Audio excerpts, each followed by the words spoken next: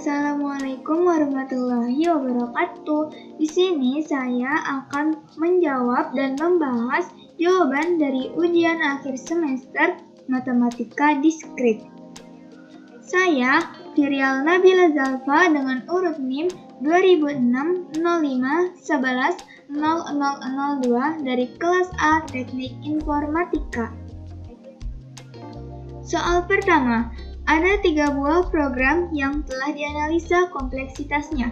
Program 1 memiliki kompleksitas Big O dari N kuadrat. Program 2 memiliki kompleksitas Big Omega dari N kuadrat. Dan program 3 memiliki kompleksitas Big Theta dari N kuadrat. Program manakah yang paling baik? Jelaskan alasannya.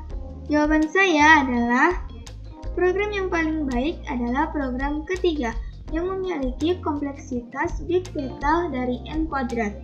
Karena Big Theta melingkupi fungsi yang mewakili batas atas dan bawah, biasanya disebut tightly bound. Nah, fungsi Fn dikatakan Big Theta dari fungsi Gn jika fungsi Fn adalah Big O dari fungsi Gn dan fungsi Fn adalah Big Omega dari fungsi Gn. Perilaku asimotrik yang tepat dilakukan dengan notasi theta ini. Big Theta membutuhkan waktu yang sangat singkat dibandingkan dengan Big O dan Big Omega. Kenapa? Karena orang sering mengacaukan notasi Big O dengan berasumsi bahwa notasi ini memberikan urutan pertumbuhan yang tepat. Mereka menggunakannya seolah-olah itu menentukan batas atas dan juga batas bawah. Misalnya, suatu algoritma dapat disebut tidak efisien karena waktu berjalannya adalah Big O dari N kuadrat. Tetapi running time dari Big O dari N kuadrat tidak berarti running time juga bukan Big O dari N. Jika running time dinyatakan dalam notasi Big O, maka kita akan tahu bahwa running time tidak akan lebih lambat dari ekspresi yang telah diberikan. Tetapi dengan notasi theta ini kita juga tahu bahwa itu tidak akan lebih cepat. Artinya tidak ada skenario kasus terbalik di mana algoritma akan berjalan kembali lebih cepat. Nah, ini memberikan batas yang lebih tepat pada waktu berjalan yang diharapkan. Namun, untuk sebagian besar tujuan, lebih mudah untuk mengabaikan batas bawah, kemungkinan eksekusi lebih cepat. Karena N kuadrat atau Cn sama dengan N tidak dibatasi, maka Cn tidak sama dengan Big Theta dari N kuadrat. Ini adalah properti menarik dari notasi Big Theta.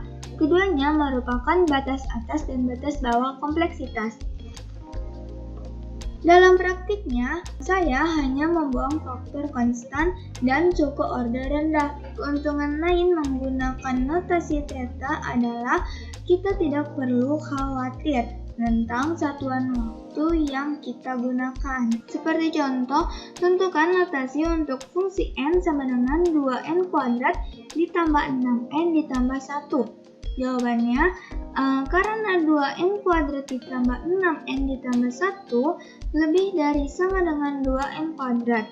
Untuk n lebih dari sama dengan 1, maka dengan c sama dengan 2, kita memperoleh 2n kuadrat ditambah 6n ditambah 1 sama dengan Big Omega dari n kuadrat. Karena 2n kuadrat ditambah 6n ditambah 1 sama dengan Big O dari n kuadrat dan 2n kuadrat ditambah 6n ditambah 1 sama dengan Big Omega n kuadrat.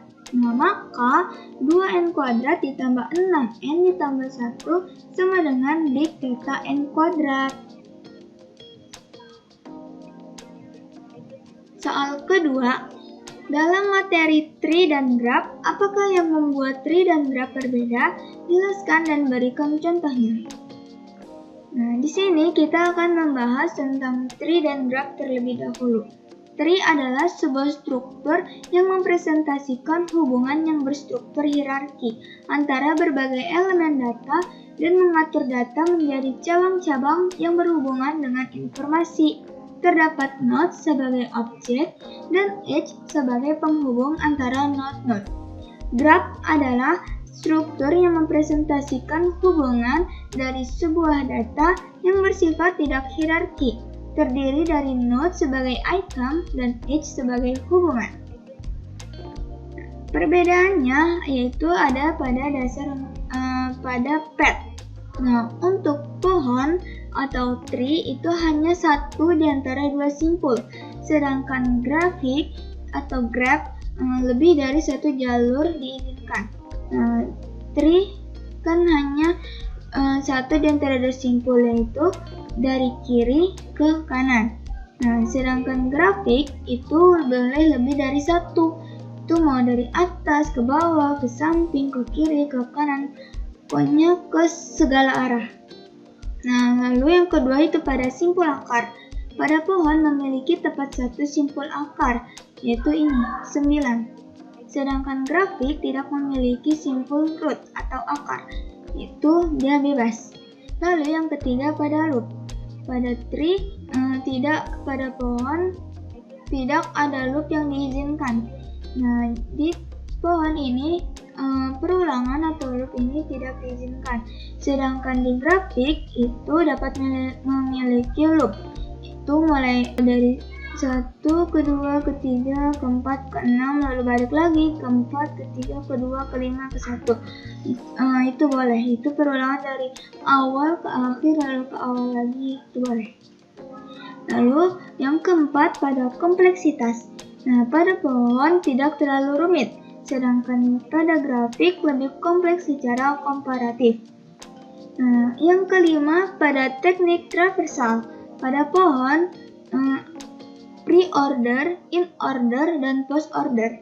Pada pre-order yaitu dari root, kiri, kanan. Berarti maka bacanya itu dari 9, ke 3, ke 1, ke 5, lalu 5. Nah, in-order dari kiri, root, kanan. Dari 1, 3, 5, 9, 5. Dan post order dari kiri, kanan, root. Maka 1, 5, 3, 5, 9. Nah, pada grafik BFS, Breadth First Search, dan BFS, Deep First Search. BFS, Breadth First Search, adalah teknik umum dalam traversal graph. Algoritma pencarian grafnya dimulai dari simpul akar yang kemudian menelusuri semua simpul tetangganya. Kemudian, untuk setiap simpul yang terdekat itu ditelusuri simpul tetangganya yang belum diperiksa, dan demikian seterusnya sampai ditemukan simpul tujuannya. BFS adalah metode pencarian yang bertujuan memperluas dan memeriksa semua simpul pada graf. BFS merupakan kombinasi dari tiap urutan langkah yang secara sistematik mencari tiap solusi. Dengan kata lain, BFS secara penuh mencoba mencari pada keseluruhan graf dengan urutan langkah yang tidak memikirkan tujuan sampai akhirnya menemukan tujuan itu sendiri. BFS tidak menggunakan heuristik. Dari sudut algoritma, semua simpul anak yang didapat dengan memperluas simpul ditambahkan ke pivot Q. Pada implementasi, khasnya simpul yang belum diperiksa tetangganya diletakkan pada suatu kontainer, misal Q atau list yang terhubung, yang disebut open, dan sekali lagi diperiksa dan diletakkan pada kontainer close. Sedangkan DFS, Deep First Search, adalah algoritma umum traversal atau pencarian pada pohon, struktur pohon, atau graf. DFS adalah pencarian yang berjalan dengan meluaskan anak akar pertama dari pohon pencarian yang dipilih, dan berjalan dalam dan lebih dalam lagi sampai simpul tujuan ditemukan, atau sampai menemukan simpul yang tidak punya anak. Kemudian, pencarian backtracking akan kembali ke simpul yang belum selesai ditelusuri. Dalam implementasi non-rekursif, semua simpul yang diluaskan ditambahkan ke level stack untuk penelusuran. Lalu yang keenam pada jumlah tepi. Pada pohon n sama dengan 1 di mana n adalah jumlah node, digunakan untuk mengecek komplementasi algoritma yang menggunakan tree tersebut.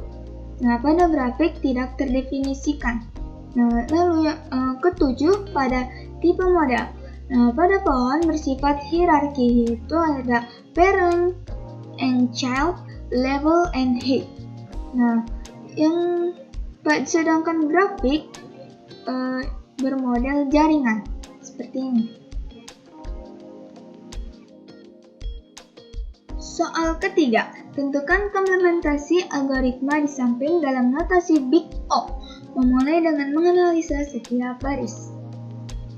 Nah, di sini ada sum sama dengan 0, maka dia Big O dari 1, karena dia hanya 1 kali.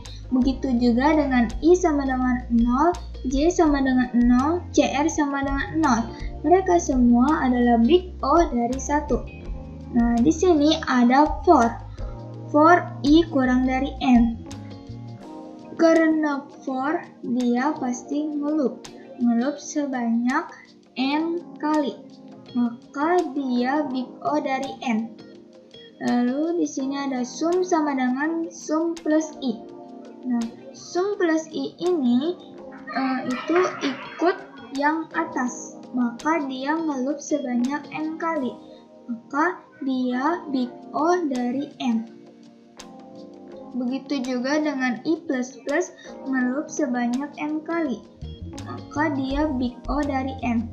Nah, dari for ini jika kita jumlahkan maka menghasilkan Big O dari n. Kenapa? Karena Big O dari n ditambah Big O dari n ditambah Big O dari n, jangan lupa i-nya ditambah Big O 91, maka hasilnya Big O dari n, karena kita mengambil order tertinggi. Lalu yang kedua ada for i kurang dari n. Ini sama seperti yang di atas, itu dia ngeloop sebanyak n kali, maka dia Big O dari n. Lalu di bawahnya juga for j kurang dari n, dia ngeloop sebanyak n kali, maka dia Big O dari n.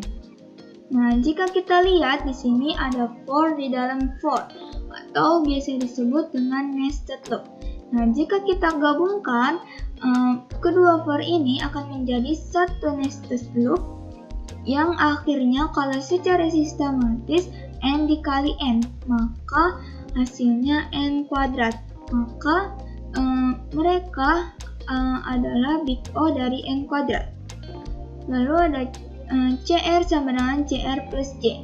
Sama seperti sum plus I, dia mengikuti yang atas, mengeloop n, mengeloop sama yang seperti di atas, maka dia Big O dari n. Begitu juga dengan J++ dan I++, mengeloop sama yang seperti di atas, maka mereka Big O dari n. Sekian, terima kasih, maaf bila ada salah kata, dan semoga bermanfaat ilmu yang saya sampaikan. Wassalamualaikum warahmatullahi wabarakatuh.